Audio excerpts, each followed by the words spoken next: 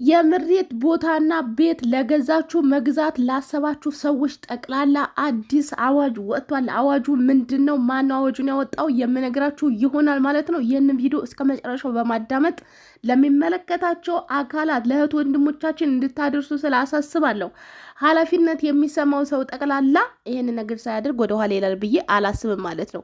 እንደዚሁም ደግሞ ቦታ መግዛት ላሰባችሁ አዲስና አስደሳች ነገር ይዤ መጥቻለሁ። ማንም ያልነገራችሁ ሊነግራችሁ የማይችለውን ግን እኔ ልነግራችሁ መጥቻለሁ ማለት ነው። የስደት እህታችሁ ስደት መንከራተትን ሁሉ ነገር ስለማቀው የሰማሁትን ነገር ይጠቅማችኋል ብዬ የማስበውን ነገር ጠቅላላ ለእናንተ ከመናገር ወደ ኋላ ያልልም። አልሰስትም። እሺ አልሰስትም። እንደናንተ ላይክ ለማድረግ እንኳን ተሰስታላችሁ። እኔ ግን የምሰስተው ነገር ለእናንተ ምንም ነገር የለም። የሰማሁትን ይጠቅማችኋል የምለውን ነገር በሙሉ ይዤ ጠቅልዬ አበጥሬ አንገዋል የሚታረመውን ሁሉን የሚደረገውን ነገር አድርጌ ዋና ፍሬ ሀሳቡን ብቻ ለመናገር ወደ እናንተ ወለምየው መምጣቴ ይቀጥላል ማለት ነው። እንግዲህ ሰላም አላልኳችሁም? ሰላም ልበላችሁ። ግን በመጀመሪያ ለምን የሁሉ ነገር መጀመሪያው ሰላም ስለሆነ ሰላም፣ እንዴት ናችሁ የሀገሬ ልጆችን? ያለው እግዚአብሔር ይመስገን። እናንተም በያላችሁበት ዓለም ቅርንጫፍ ሰላማችሁ ብዝት ተረፍርፍ ይበልልኝ እላለሁ። ለምን? ከምንም ነገር በላይ ሰላም ስለሚቀድም፣ ሰላም ከሌለው ሁሉ ነገር ከንቱ ስለሆነ ሰላማችሁ ይብዛ የሀገሬ ልጆች። ሰላም ያልሆናችሁ አቤቱ በዚህ ሰዓት ፈጣሪ ቸሩ ደጉ መልአክ ቅዱስ ገብርኤል ሰላማችሁ እንዲሰጣችሁ ምኞቴ ነው። ከኔ ጋር ያለው ሰላም ከእናንተ ጋርም እንዲሆን እመኛለሁ ማለት ነው። ወደ ገደለው ግቢ እባክሽ ማለታችሁ አይቀርም። እናንተ ሁሌ እኮ ወደ ገደለው ነው። እኔ የምላችሁ ማለት ነው ወደ ገደለው ይገባል እንዴ? መጀመሪያው እኮ ማስረዳት የሚባል ነገር በምሳሌ የሚባል ነገር አለ። ምሳሌውን እንዲህ ነው ብዬ እንደ እናት ካላስረዳኋቸው እኔ ደስተኛ አይደለሁም። ይቅርታ አድርጉልኝና ማለት ነው ቀስ ብዬ ይሄ እንደዚህ ነው ካላልኳችሁ የሚገባችሁ አይመስለኝም። እንዴት ነው ነገር ጉብ ብዬ ዋናው ጉዳይ ላይ የሚገባው? ለዝም በቃ በምሳሌ የሆነ ምሳሌ ጠቀስ አድርጌ ይሄ እንዲህ ነው ስላችሁ ነው የሚገባችሁ እንጂ ሰዎች እኮ ጉብ እያሉ እኮ ጉዳዩ ላይ እኮ ብዙ ሰዎች ነግረውናል። ሳይገባን ቀርቶ ነው እስካሁን ድረስ ብዙዎቻችን ጉድ የሆን ነው ማለት ነው። ለማንኛውም ቀስ ብዬ ላስረዳችሁ ያለውን ነገር በአጭር ደቂቃ ውስጥ ማለት ነው። እንግዲህ ሀገሬ ልጆች ባለፈው ስለ መሬት ቦታና ቤት ለገዛችሁ ወይም መግዛት ላስባችሁ እየሰራሁት ቪዲዮ ነበረ። እዚያ ኮመንት ላይ ብዙዎቻችሁ ጠይቃችሁኛልና የመሬት መሆን አለመሆኑን እንዴት ማወቅ እንችላለን ካላችሁት ልጀምር። በመጀመሪያ ይሄን መልስ ልስጣችሁ ማለት ነው።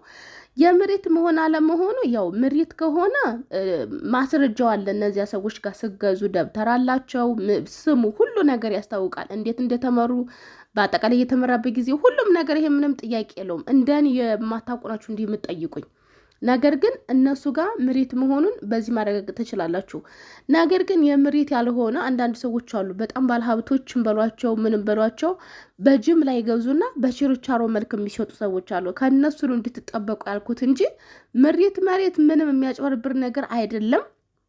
እንደዚሁም ደግሞ መሬት ስገዙ ሌላው ነገር አስፋልት ዳር ብትገዙ ራሱ ምንም መንገድ አይነካችሁም። ለምን?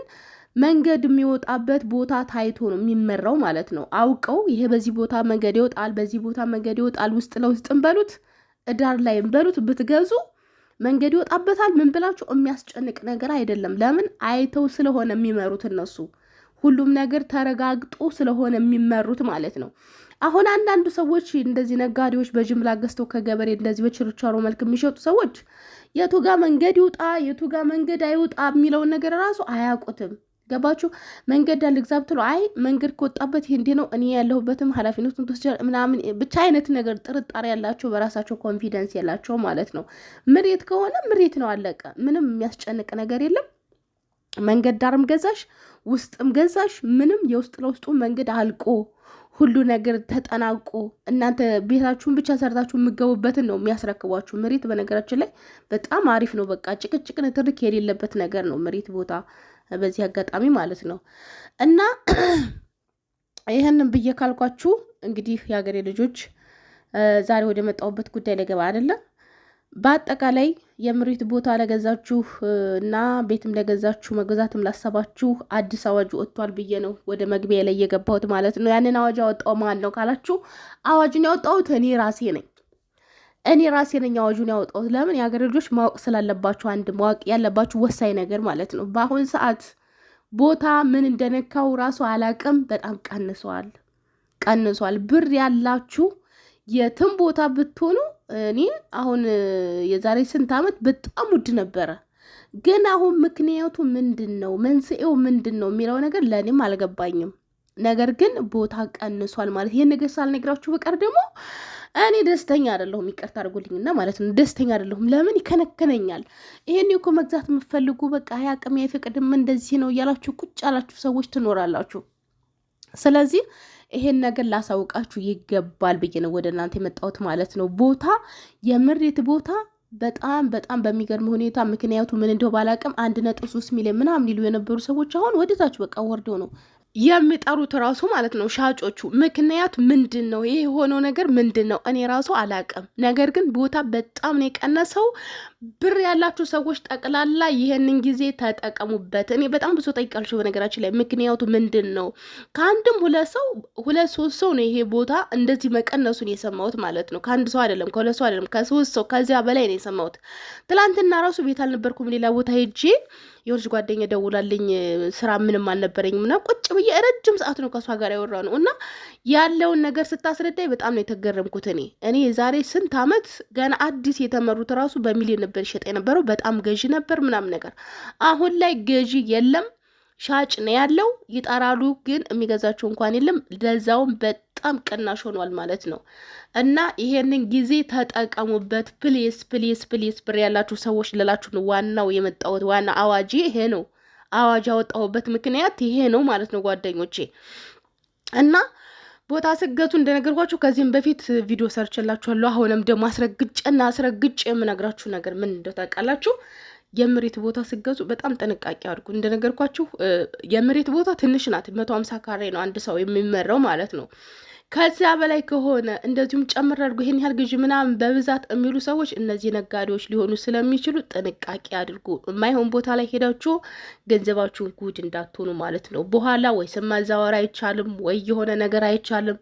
ብዙ ውስብስብ ነገር አለው ቦታ። በነገራችን ላይ መዘዙ በጣም ረጅም ነው። የመሬት ቦታ ሁሉም የትኛውም ሰው የሚመራው አንድ ወይ 150 ካሬ ነው ወይ 300 ካሬ ነው። በሁለት ሰው እንኳን የሚመዘገብ ማለት ነው። እንደዚህ ነው። ከዚያ በላይ መሬት የለም። እና ይህንን ልንገራችሁ ብዬ ነው። ላልሰሙ አሰሙ። መሬት ቦታ ግዙ። ከምንም በላይ ደግሞ በዚህ ሰዓት ገዢ ሳይሆን ሻጭ ነው ያለው። ምክንያቱም እንደው አላቅም ቦታ በጣም ቀንሷል። የትም ቦታ ነው በአሁን ሰዓት የቀነሰው፣ የትም ቦታ ማለት ነው። እስቲ ነው እዚህ ሰንዳፋ አካባቢ ራሱ ከአዲስ አበባ መውጫው በር ላይ ራሱ ሲሉ የሰማሁት ምንድን ነው ቤት አለው ምን አለው ቤቱን ሁላ ይቸዋለሁኝ። አጠገቡ ጤና ጣቢያ ምናምን አለው፣ አስፋልት ዳር ነው። በጣም የሚያምር ቤት 1 ምናምን ነው ሲሉ የነበረው። እኔ በጣም የተገረምኩት ማለት እንዴት ሊሆን ይችላል እንደዚህ?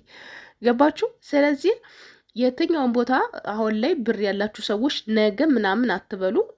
እስቲ መስከረም ይውጣ ይሄ እንደዚሁን ሳትሉ ብር ያላችሁ አሁኑኑ ግዝዝት አድርጋችሁ ብትቀመጡ ጥሩ ነው ቦታ። ምክንያቱም ሊጨምር ስለሚችል ማለት ነው። ለእናንተም አልሆነው ነገር የለ እንግዲህ ይሄን ነገር አበጥሬ አንገዋለ የሚደረገውን ነገር አድርጌ ይዤ ወደ እናንተ መጥቻ ላይ ጠቅማቸዋል ብዬ ስላሰብኩ ማለት ነው። ምክንያቱም አንድ እዚህ ምድር ላይ ስትኖሩ ዋናው ነገር ለሰው ልጅ የሚያስፈልገው ምንድነው? ቤት ነው። እናቱ መቀመጫችሁ ነው ቅድሚያ የሚያስጨንቀው። ሌላው ነገር የሚያስጨንቅ ነገር የለም። እና መቀመጫችሁ እንድታስተካከሉ ብዬ ስላሰብኩኝ ወደ እናንተ ከች ብዬ እምላችሁ። ግን ስንቶቻችሁ ሰምታችኋል ይህንን ነገር? ስንቶቻችሁ ታውቃላችሁ? ስንቶቻችሁ በውድ ገዝታችሁ አሁን ቦታ እንደዚህ ረግሶ ተገርማችኋል?